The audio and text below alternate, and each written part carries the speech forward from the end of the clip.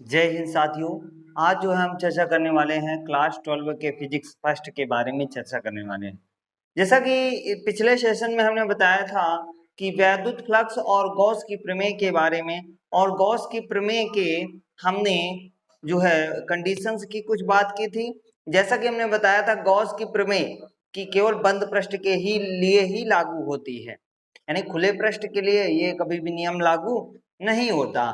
दूसरी बात, हम यहाँ पर बात करने वाले हैं, हम जो है गॉस के प्रमेय के अनुप्रयोग या गॉस के नियम के अनुप्रयोग के पहले कुछ टॉपिक के बारे में हम चर्चा करेंगे, ताकि गॉस के प्रमेय के अनुप्रयोग जो हैं, ठीक है, वो आसानी से समझ में आए। इसलिए ये सेशन जो होगा जो है बहुत ही बेसिक है। बेसिक होने के साथ साथ एग्जाम में इससे क्वेश्चन कई बार पूछे जा चुके हैं, तो इसलिए हमें थ्योरी यानी व्यंजक को स्थापित करने से पहले हमें कुछ तथ्यों पर चर्चा कर लेना चाहिए, जिससे कि हमें एग्जाम में किसी भी प्रकार की कोई प्रॉब्लम ना हो। और प्लस एग्जाम में यदि इससे रिलेटेड एग्जाम में क्वेश्चन भी आ जाते हैं 2 या 1 नंबर में, तो उनको आसानी से हम हल कर पाए, इसलिए इस सेशन में हम चर्चा करते हैं। ठीक है, तो हम बात करते हैं सबसे पहली हम बात करते हैं रेखीय आवेश, ठीक है, रेखीय आवेश वितरण के बारे में। ठीक है, रेखीय आवेश वितरण, रेखीय आवेश वितरण, ठीक है, रेखीय आवेश वितरण। बेटा कापी पेन लेकर बैठ जाइए, पहले ही हमने बताया है कि कापी पेन लेकर ही बैठिए, कापी पेन लेकर बैठिए। ठीक है, ये नहीं है कि जो है कापी पेन मत लेकर बैठो और जो है ऐसे पढ़ाई करो, ऐसे पढ़ाई करने से कोई फायदा नहीं है, ये समय बर्बाद करना होगा। ठीक है, इसलिए जो है बिल्कुल प्रिपेयर रहिए, बिल्कुल तैयार रहिए, और तैयार रहने के साथ साथ नोट्स बनाते चलिए। पीडीएफ नहीं देंगे भैया, हर बार बोला है, पीडीएफ नहीं देंगे, सिर्फ हम जो बताते हैं उसी को पढ़ते रहो बहुत ध्यान से सारी चीजें। मैं विश्वास दिलाता हूं कि एग्जाम में किसी भी प्रकार की कोई प्रॉब्लम होने वाली नहीं है। ठीक है, बाद में जब लास्ट में एग्जाम के लगभग 1.5 से 2 महीने में हम क्या करवाएंगे, प्रैक्टिस सेट करवाएंगे। पहले इसको हमें समझना है, कुछ बेसिक समझ लेते हैं, प्रैक्टिस सेट करवा देंगे, 2-3 जो है वर्ष के करवा देंगे, तो जो उतने में ही तुम्हारा काफी जो है कॉन्फिडेंस उच्च हो जाएगा। तो ये बातें सारी समझना, बहुत ध्यान से समझते चलना, सारी चीजें सारी बातें क्लियर हो जाएंगी। ठीक है, तो मेहनत करते रहिए भैया। ठीक है, तो बात करते हैं यहाँ पर रेखीय आवेश वितरण, ठीक है, रेखीय आवेश वितरण। ठीक है, रेखीय आवेश वितरण क्या होता है?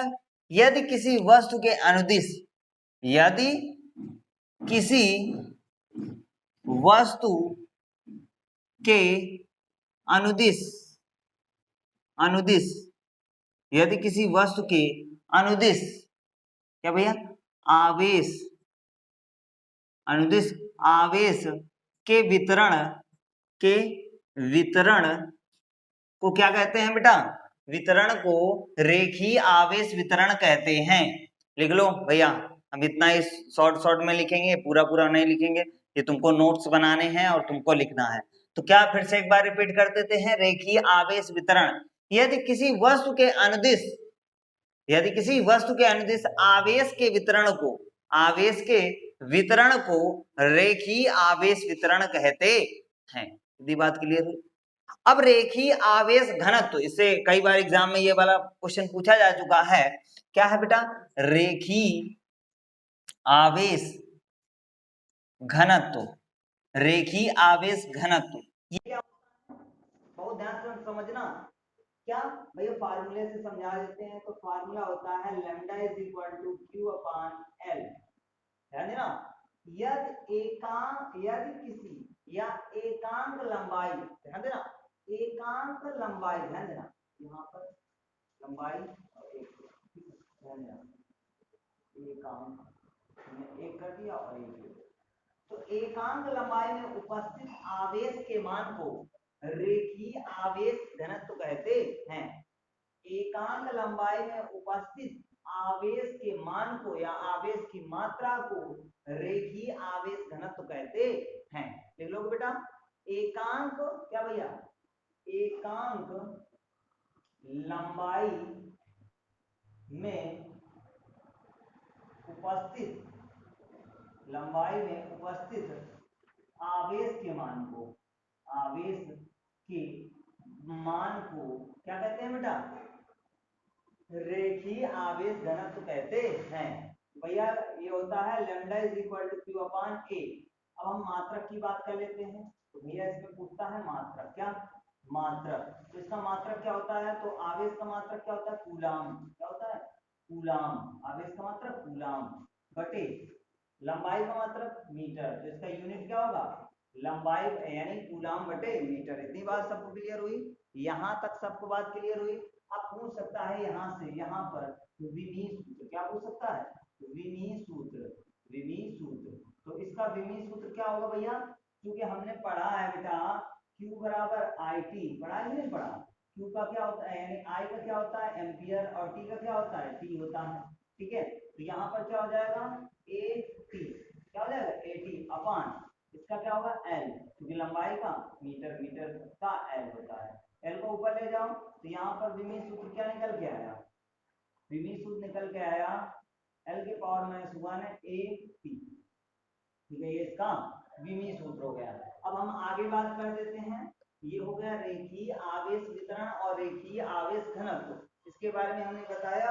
अब देखो अब हम बात करते हैं पृष्ठीय आवेश वितरण, क्या बेटा, पृष्ठीय आवेश वितरण, पृष्ठीय कैसे चलेंगे, आवेश, पृष्ठीय आवेश वितरण, पृष्ठीय आवेश वितरण, ध्यान देना पृष्ठीय आवेश वितरण क्या होता है, ठीक है, समझना बिल्कुल ध्यान से। यदि किसी वस्तु, यदि किसी वस्तु, ठीक है, यदि किसी वस्तु के अनुदिश, ध्यान देना, यदि किसी वस्तु के यदि किसी वस्तु के पृष्ठ पर, ध्यान देना, यदि किसी वस्तु के पृष्ठ पर आवेश के वितरण पर, आवेश के वितरण को क्या कहते हैं, पृष्ठीय आवेश वितरण कहते हैं। ध्यान देना, यदि किसी वस्तु के पृष्ठ पर आवेश के वितरण को, देखो ध्यान देना, यदि किसी वस्तु के पृष्ठ पर, यदि किसी वस्तु के पृष्ठ पर आवेश के वितरण को, क्या आवेश के वितरण को क्या कहते हैं भैया, पृष्ठीय आवेश वितरण कहते हैं। क्या बेटा, यदि किसी वस्तु के पृष्ठ, भैया देखो पृष्ठ, ठीक है, यदि किसी वस्तु के पृष्ठ पर आवेश के वितरण, आवेश के वितरण को, के वितरण को क्या कहते हैं भैया, आवेश के वितरण को पृष्ठीय आवेश वितरण कहते हैं। यदि बात क्लियर हुई, यानी क्या होगा भैया, फिर से हम समझा देते हैं। यदि किसी, ध्यान देना, जैसे इसमें हमने सपोज किया कोई भी संरचना हमने बना ली, यहाँ पर कोई आवेश है, तो ये जो रेखाएं होंगी ये किधर की हो जाएंगी, बाहर की हो जाएंगी, ठीक है, तो इसी को कहते हैं रेखीय आवेश वितरण। और हमने ये कोई संरचना बनाई, ठीक है, कोई किसी भी प्रकार की कोई संरचना बनाई, यहाँ पर Q प्लस Q आवेश है, तो ये क्या होंगे भैया, इधर की ओर बाहर की ओर निकलेंगे, अर्थात आवेश क्या है, अंदर है। तो उस इस पूरे पृष्ठ पर जो आवेश का वितरण होगा, यानी पूरे पृष्ठ, जैसे हम लोहे की कोई सीड लेते हैं, लोहे की कोई सीड लेते हैं, तो सीड में यदि उसमें इलेक्ट्रिक करंट फ्लो करते हैं तो सभी जगह समान रूप से वितरित हो जाती है, बढ़ जाती है, सभी जगह पर समान रूप से वितरित हो जाती है। तो क्या होगी परिभाषा, यदि किसी वस्तु के पृष्ठ पर, यदि किसी वस्तु के पृष्ठ पर आवेश का वितरण समान हो, ऐसे भी बोल सकते हो, यदि किसी पृष्ठ, यदि किसी वस्तु के पृष्ठ पर आवेश का वितरण समान हो, उसे पृष्ठीय आवेश वितरण कहते हैं। ऐसे भी लिख सकते हो बेटा, ठीक, बात समझ में आई। या तो ऐसे लिखो, यदि किसी वस्तु के पृष्ठ पर आवेश का वितरण, आवेश का वितरण हो, उसे पृष्ठीय आवेश वितरण कहते हैं। वितरण का मतलब होता है बांटना, क्या होता है, बांटना, ठीक है, तो यहां तक समझ में आ गया, ठीक है। अब देखो इसके लिए यही होता है पृष्ठीय, पृष्ठीय आवेश घनत्व, पृष्ठीय आवेश घनत्व, ये क्या होता है भैया, ध्यान देना, ये फार्मूला होता है इसका sigma is equal to Q upon A, एकांक क्षेत्रफल में, भैया ध्यान देना, एकांक क्षेत्रफल में उपस्थित आवेश के मान को क्या कहते हैं भैया? पृष्ठीय आवेश घनत्व कहते हैं। क्या भैया? एकांक, क्योंकि एरिया, एरिया का मतलब क्षेत्रफल, तो यहाँ पर लिखेंगे एकांक क्षेत्रफल, एकांक क्षेत्रफल में उपस्थित आवेश के मान को क्या कहते हैं भैया? आवेश के मान को पृष्ठीय आवेश घनत्व कहते हैं। कॉपी भैया निकालो और लिखना चालू कर दो, सारी चीजें बिल्कुल ध्यान से लिखना है, ठीक है? तो परिभाषा क्या है? एकांक क्षेत्रफल में उपस्थित आवेश के मान को क्या कहते हैं? पृष्ठीय आवेश घनत्व कहते हैं। बात समझ में आई? अब इसके मात्रक की बात कर लेते हैं, ठीक है? मात्रक क्या होता है?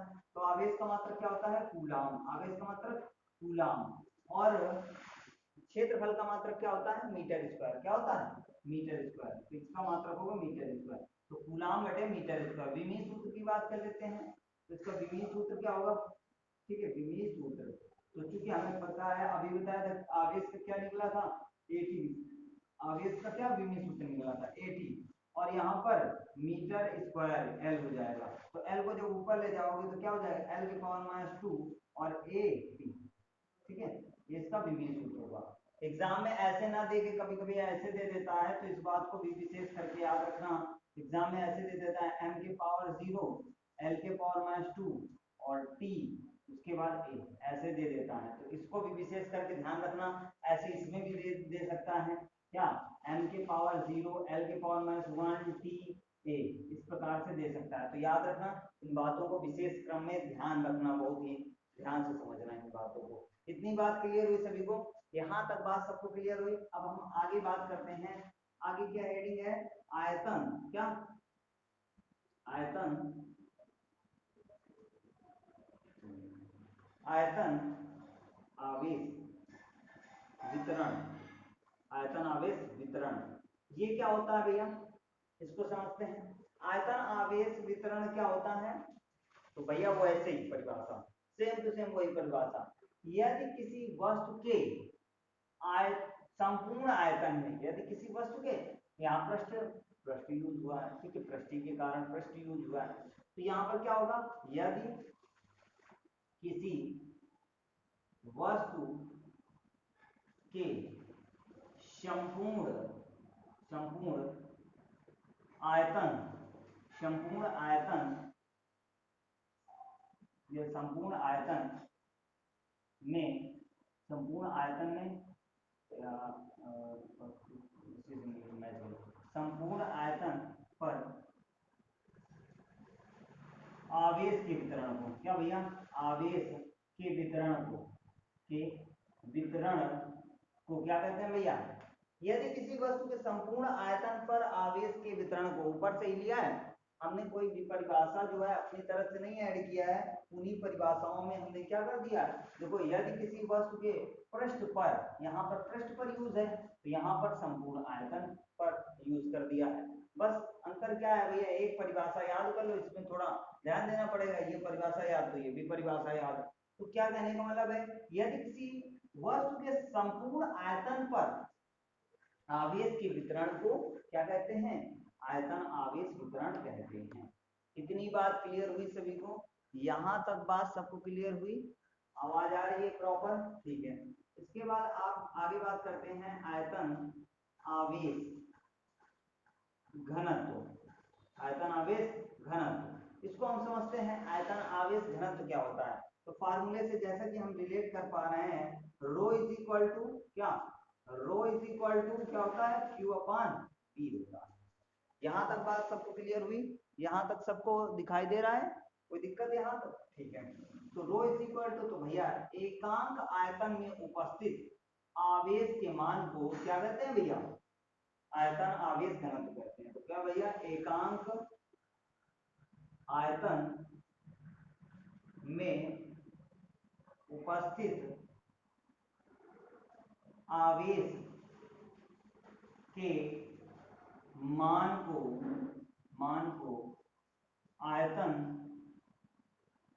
क्या कहते हैं? आयतन आवेश घनत्व कहते हैं। इसके मात्रक की बात कर लेते हैं। इसका मात्रक क्या होता है?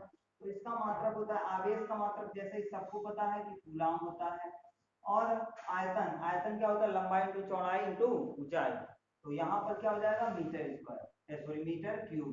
तो इसका विमीय सूत्र निकालेंगे, तो विमीय सूत्र क्या निकलेगा, विमीय सूत्र, भैया विमीय सूत्र यदि निकालेंगे तो हमें पता है कि कूलाम का यानी क्यू का क्या है 18, शुरू से निकालते चले आ रहे हैं, अपन आयतन का क्या होता है एल क्यूब, क्योंकि घात में कितना है मीटर में 3 है, तो घात में कितना लग जाएगा 3।